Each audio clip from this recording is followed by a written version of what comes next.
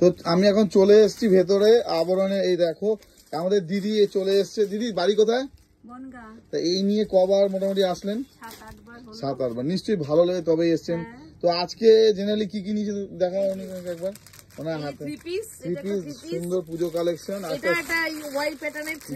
খুব সুন্দর।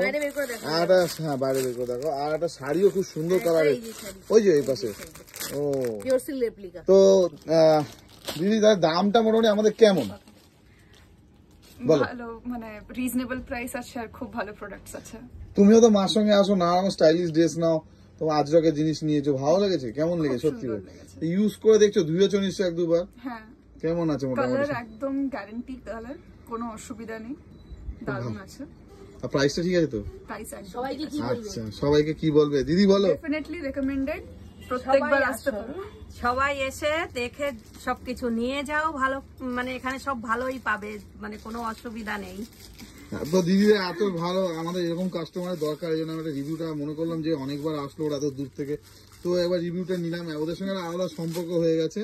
তো যাক, এরকমই আমি সবাইকে বলতে চাই যে সবাই আসুন, আর নিজে দেখে কারো কথা আপনার যদি মনে না হয় বিশ্বাস করবেন না, সামনে এসে দেখে নেবেন। তবে আবরণে একবার নিশ্চয়ই আসুন, তাই তো?